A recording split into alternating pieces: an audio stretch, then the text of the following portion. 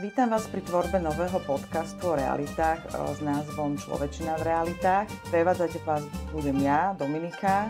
Budem zastupovať taký hlas ľudu Vox Populi a odborníka na reality predstaví Radovan Varga, ktorý je konateľom spoločnosti Dom realít. Ahoj, Rado. Ahoj, Dominika.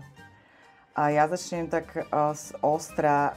Rado, koľko si predal nehnuteľností? No, ťažko teraz povedať, lebo to nerátam. Ako niektorí takí štatisti si to robia, ja nie. Ale za tých 10 rokov stovky nehnuteľností, či už predaj alebo prenájom. A plus tým, že mám realitných maklérov, tak ďalšie tie procesy, keď boli nejaké komplikované alebo sa niečo riešilo, šli cez mňa. Takže hovoríme o stovkách obchodov. Pre mňa ako laika je dôležitá reklama. Vidím billboardy, na ktorých sú usmievaví realiťáci, sú tam rôzne slogany a je tam častokrát spomenutý počet predaných bytov. Je to dôležité? Je to to, prečo by som si mala vybrať túto realitku? Nie. Lebo s veľkým množstvom maklérov, či už dobrých alebo zlých, je šanca spraviť veľké číslo. Otázne je, ako dobrý maklér bude obsluhovať mňa a aký bude mať pocit teda z toho predaja, aký bude výsledok tej predajnej ceny.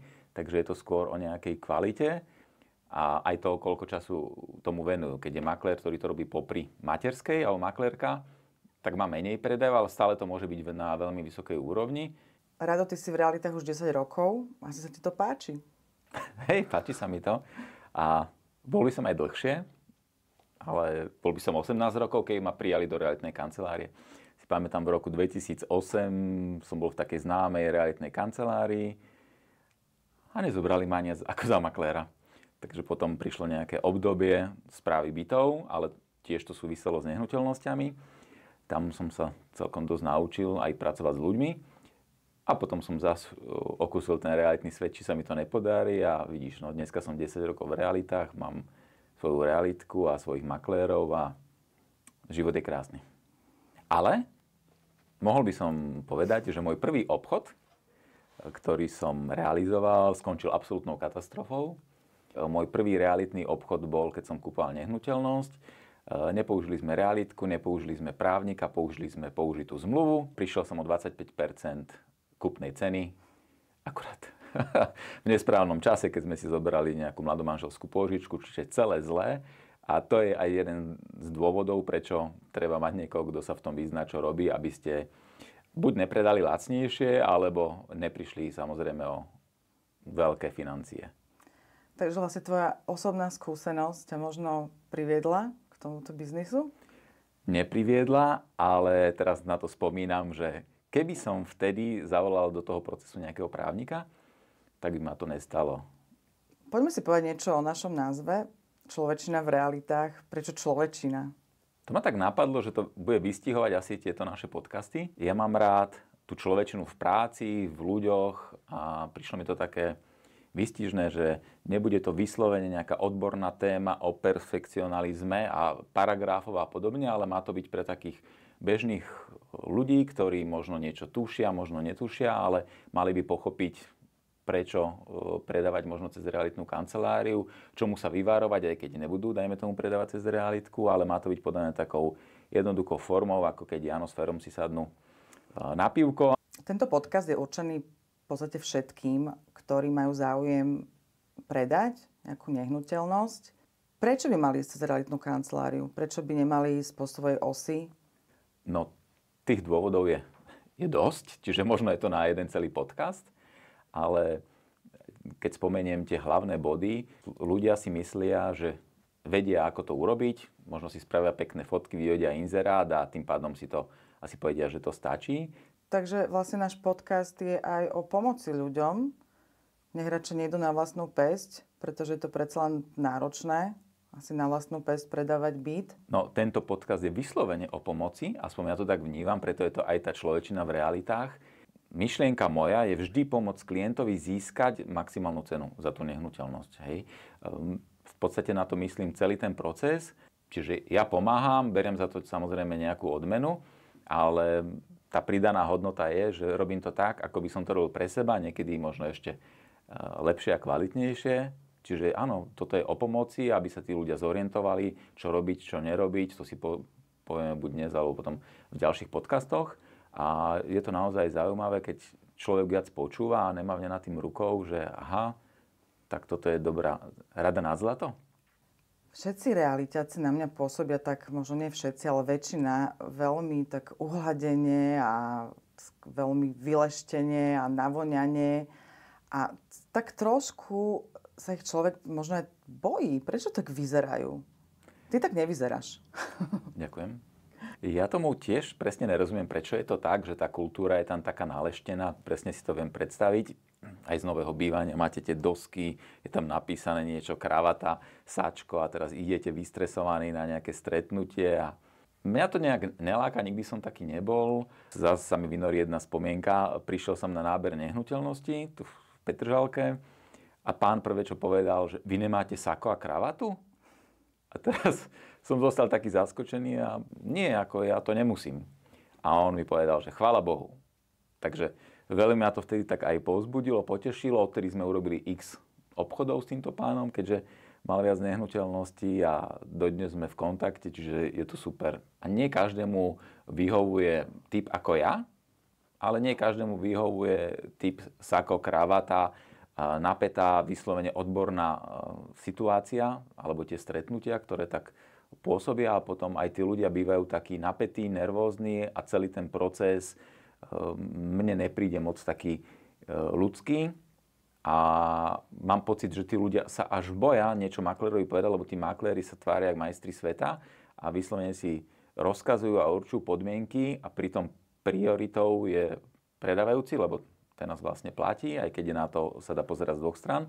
A aj kupujúci tam samozrejme hrá rolu, ale nemajú mať pocit, že my tam vládneme a my rozhodujeme, lebo rozhodujúci je predávajúci, čiastočne kupujúci a my len máme spraviť to, aby to celé prebehlo právne v poriadku, aby predávajúci dostal peniaze, kupujúci dostal nehnuteľnosť a plus nejaké tie práce, ktoré sú potom odhlásenie energií so správcom a nejaké tie informácie podať tomu kupujúcemu, predávajúcemu, ale nie to, aby sme ich stávali do toho, že vy buďte ticho a je to takto. Stretol som sa s tým, dokonca sám som mal makléra, ktorý bol arogantný na ľudí, takže sme sa rozlúčili, lebo tak by to nemalo byť. Stalo sa ti, že niekto sa snažil predať byt na vlastnú päsť, nejak nemal dobré skúsenosti, niečo zlé sa mu stalo, že si ťa vlastne vyhľadal, že halo, help me, pomôž mi, prosím ťa, pán maklér. Určite sa stalo, že nás oslovil niekto, kto nebol úspešný buď sám s predajom alebo s realitnou kanceláriou. Rozmýšľam nejaký príbeh, či ma teraz nápadne. Ale samopredajcov máme plno. V podstate väčšina tých maklérov, hlavne začínajúcich, čerpá z tej databázy alebo z tých inzerátov súkromných predajcov, kde veľa má napísané, že RK nevolať. Keď som sa niektorých pýtal, tak tam oni ani nevedeli, prečo to tam dávajú, ale že to videli v iných inzerátoch, tak to je jeden dôvod, že RK nevolať, lebo to dávajú ostatní. A potom niektorí môžu mať tú vidinu, že aha, ja musím zaplatiť za niečo, čo si viem spraviť aj sám. Nevždy si to vedia spraviť sami. To, že si niekto vie spraviť, dajme tomu, aké také fotky a vyhodí si von inzerát, neznamená, že to vie, lebo podľa čoho stanovil tú predajnú cenu. Kto by mal využiť služby realitnej kancelárie? Určite by to mali byť ľudia, ktorí sa vôbec nevyznajú v realitách. Mali by to byť starší ľudia, ktorí si nevedia dohľadať informácie na internete, nie sú vôbec v obraze, aké podvody sa dajú urobiť a podobne. Čiže tie zraniteľné osoby alebo ľudia, ktorí vôbec nemajú taký ten technický pohľad na vec, na procesy, proste, že vyhodia inzerát a teraz budú dúfať, že nejak sa to spraví a potom príde prvý bod rezervačná zmluva. Čo to je? Čo to je? Presne tak. Čiže dostanú sa do situácie, že spravia si rezervačnú zmluvu s kupujúcim a ten kupujúci sa spýta, že kam zaplatí rezervačný poplatok. No keď ho zaplatí predávajúcemu, tak kupujúci sa dostáva do nevýhody v prípade nejakého sporu. Takže tam chýba nejaký sprostredkovateľ a preto sme sa veľakrát stretli, že aj kupujúci nechcú kupovať cez súkromnú inzerciu, lebo vlastne tam chýba ten stred, ktorý bude určovať nejakým spôsobom pravidlá a v prípade nejakých takýchto problémov peniaze pošle tam, kam majú ísť. Čiže to je aj z jeden dôvodov. prečo by to mala byť tá realitná kancelária. A zás tie realitné kancelárie sú také a sú také. Presne to som sa chcela aj spýtať, že je veľmi veľa realitných kancelárií na trhu. Podľa čoho si môžem vybrať? Podľa čoho viem, že tak táto je tá práva a naopak tejto by som sa mala možno vyvarovať? Ja by som si vyberal, a tak by som aj poradil teda ostatným, alfa a omega, buď na dobré odporúčanie, že niekto mi povie, že toto bolo super, všetko prebehlo výborne a klaplo to. To je ten vlastne referenčný systém, ktorý celkom dobre funguje aj u mňa, takže je to výborné. A potom druhá vec, a to je častá chyba aj predávajúcich, že to nespravia, nájdu listoček v schránke a riešia to tak, pozrieť si referencie tej realitnej kancelárie na Google, nie na ich web stránke, lebo tam si dajú, čo chcú. Na Google, keď raz niekto dá referenciu a je ich tam veľa, tak z toho si viem urobiť reálny obraz, ako tá realitka funguje. Realitná kancelária, ktorá má vypnuté referencie na Google, tu by som obchádzal oblúkom, lebo asi vedia, prečo to tak majú spravené. Takže tam už je veľký prst hore. Existuje nejaký portál, ktorý má nejak odhviezdičkované realitky? Asi boli nejaké snahy, evidujem, že nás volali niekde, aby sme si za nejaký mesačný poplatok robili nejaký rebríček, ale presne neviem, lebo tomuto sa nevenujem. Google recenzie sú absolútny obraz tej realitnej kancelárie. Samozrejme, keď tam nie je nejaká zlomyselná, že niekto si tam chce napísať, ale väčšinou tie recenzie sú reálne a tým pádom mám presný pohľad na tú realitnú kanceláriu, respektíve som presne v obraze. Ale to nie je len o realitných kanceláriách, všeobecne teraz už aj ja, keď kupujem niečo, niekam idete do reštiky, idem podľa hviezdičiek a pozriem si, čo tam ľudia píšu za posledný rok, lebo čo bolo pred 5 rokmi, nemusí byť teraz. A podľa toho si vyberiem. Čiže určite recenzie, určite osobné odporúčanie. Ponúkajú všetky realitné kancelárie rovnaké služby? Neviem. Nesledujem to, nikdy som nesledoval nejakú konkurenciu. Viete, pár tých názvov realitných kancelárií, takých celosvetových, celoslovenských, že to nejak rezonuje. Ináč som sa nikdy na konkurenciu nejak nepozeral, nevidím v tom dôvod, lebo by som musel sledovať tisícky kancelárií. Samozrejme, tie známejšie, tie väčšie, tie dlhšie na trhu sa snažia ponúkať ten celý realitný proces, aký má byť. Ale zase tam vždy záleží od toho makléra, lebo v konečnom dôsledku dennodenne alebo celý ten proces riešite s jednou osobou a tá by mala zastrešiť celý ten proces od A po Z. Sú realitné kancelárie a realitní makléri, ktorí majú iný spôsob práce, za mňa nevýhodný, napríklad osobná skúsenosť. Budeme to tak človecínsky riešiť. My, keď sme hľadali nehnuteľnosť, moja manželka bola zhrozená, že ako tí makléri fungujú, nevieme sa dovolať, mne sa dovolajú o 9. večer, zdvihnem. Nevieme ísť na obliadku, 3 dní nás tam pingpongoval nejaký operátor, že ozve sa vám maklér. Hej, chceme ísť na obliadku, proste sa nedá a každý deň sa pýtame, že čo? A on povie, ozve sa vám maklér. Tretia vec, bol maklér, ktorý 3 mesiace nás ťahal a nevedeli sme sa dostať na nehnuteľnosť, ktorú sme chceli kúpiť a teraz neviete, či to je niečo vymyslené, alebo poškodzuje predávajúceho, že nie je schopný nám ukázať nehnuteľnosť, ktorú sme chceli kúpiť, ani sme sa tam nikdy nakoniec nedostali. Stále je to o tom, že makléri sa snažia samozrejme mať exkluzivitu a predávať tú nehnuteľnosť sami. Čiže viem nejakú svoju hodnotu, viem, že je to správny spôsob aj pre predávajúceho, aj pre kupujúceho, lebo je efektívny a vtedy viem dosiahnuť najvyššiu cenu. Ako náhle, to bude asi na nejaký iný diel, keď sa budeme baviť, ten maklér, je mu jedno, koľko realitiek to predáva a je tam podľa mňa ten dôvod, prečo realitné kancelárie majú zlé meno, že vyhodíte súkromný inzerát, zavolá maklér, môžeme si dať vašu nehnuteľnosť do ponuky, vy poviete áno, poviete to 5, všetci si stiahnu tie vaše fotky, ktoré sú mimochodom väčšinou hrozné, opíšu váš text a inzerujú to tam, kde vy. Máš nejaký prehľad o tom, koľko ľudí ide predať svoju nehnuteľnosť na vlastnú päsť a koľko vlastne využíva služby realitnej kancelárie? Za aký čas vie realitná kancelária, dobrá realitná kancelária predať byt, ktorý vlastne chcem predať? Takže po poriadku. Zhruba sa dá na to pozrieť asi tak, že realitné portály sú preplnené inzerátmi realitných kancelárií a tá súkromná inzercia je malá. Čiže neviem nejaký pomer, ale určite viac ľudí ide cez realitnú kanceláriu. A za aký čas? Záleží, ako žiadaná je lokalita, v akom stave je nehnuteľnosť, akú cenu si určí predávajúci s realiťakom. Hej, niekedy tí predávajúci chcú presne svoju cenu, lebo už niekde zložili zálohu a chceli by presne to dofinancovať predajom svojej nehnuteľnosti. To je tá najhoršia cesta, lebo nemáte tam možnosť v prípade, že tú cenu nastrelili vysoko, reálne to predať, potom im prepadne zložená záloha na inej nehnuteľnosti. Preto by vopred sa mali s niekým poradiť. To je zás výhoda tej realitnej kancelárie alebo realitného makléra, že plánujem predávať, respektíve kúpať inú nehnuteľnosť, potrebujem svoju predať, treba si to odkonzultovať, neskladať zálohu skôr, jak reálne viem, že to predám za tú cenu, ktorú si myslím, alebo by som chcel. A stáva sa to pravidelne a často, že ľudia si vymyslia svoju cenu a potom je problém a prídu vlastne o zloženú zálohu. Takže jeden z dôvodov, prečo riešiť toto cez nejakého makléra, aspoň tú konzultáciu si dať. Tu realitky, čo možno vám nespravia konzultáciu, sú makléri, ktorým zavoláte a sa popýtate a vám odpovedia. Čiže určite by som preto to volil nejakú konzultáciu vopred. Čo keď som si vybrala realitnú kanceláriu a nie som spokojná? Stane sa. Záleží, či som si vybrala jednu a podpísala som s ňou exkluzívnu zmluvu, alebo ty si podpísala. Vtedy nastáva problém, keďže tá exkluzivita ťa viaže na nejakú dobu k tej realitnej kancelárii. Stretol som sa s tým viackrát a je to problém.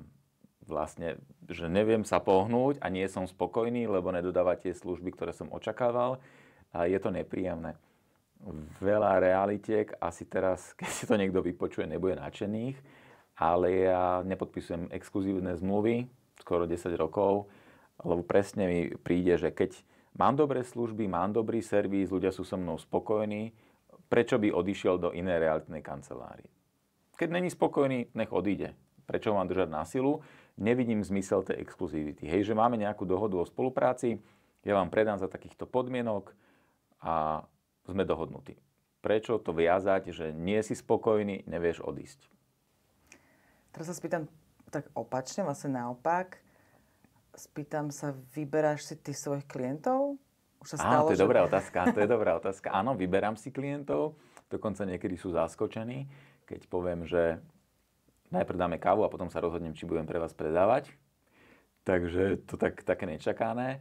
Učím to aj svojich maklérov, keď sa mi nepáči predávajúci, neobslúžim ho, lebo nie je nič horšie, ako na konci dostať košom a on potom stalo sa to, a potom sa pýtam tých maklérov, že čo bolo a poviem mi, že od začiatku bol divný alebo divná a ja hovorím, pre takých nepredávam, radšej oželiem tú províziu, ako dostať sa do takejto situácie. Konkrétne kolegyni sa to stalo. Dlho sme inzerovali, platíme inzerciu, obhliadky, rezervačná zmluva a potom pani povie, že dokončím si to sama. Teraz my sa pôjdeme súdiť, nepôjdeme, poznáme naše súdy, takže a potom to bolo veľmi smutné, aj veľmi frustrujúce pre tú maklérku, že toľko úsilia a zrazu, a potom som sa pýtal a hovorila, že ona bola divná od začiatku. Tam by ti asi pomohla tá exkluzívna zmluva. Ťažko povedať, či by pomohla, či ten človek si nepôjde po svojom a ráta s tým, že človek bude teraz sa s ním súdiť o nejakú províziu. Neviem povedať, ale radšej to robím tak. A ja som možno 3-krát za to obdobie moje povedal, že nebudem teda predávať túto nehnuteľnosť, lebo sa mi nepáčil ten predávajúci. Jeho prístup, jeho chovanie. Radšej si vyberiem, že koho budem obsluhovať. Aj keď niekedy je to problém, keď napríklad nehnuteľnosť má 5 vlastníkov, jeden to zobere pod seba, že to bude komunikovať a potom v procese, keď už je kupujúci a robí sa nejaká zmluva a tak ďalej, tam nájde nejaký vrták a snaží sa to celé nejak rozbiť, lebo chce byť veľmi dôležitý. Keby som ho poznal na začiatku, tak by som zvážil, či idem do takej spolupráce. Keďže ho nepoznám, tak to musím pretrpieť a tam potom je tá rola toho makléra, čo je vlastne v celom procese tá psychológia. Mám kupujúceho, predávajúceho, každý sme nejaký a snažiť sa hľadať niečo, aby ten obchod sa uzavrel s čo najmenšími újmami.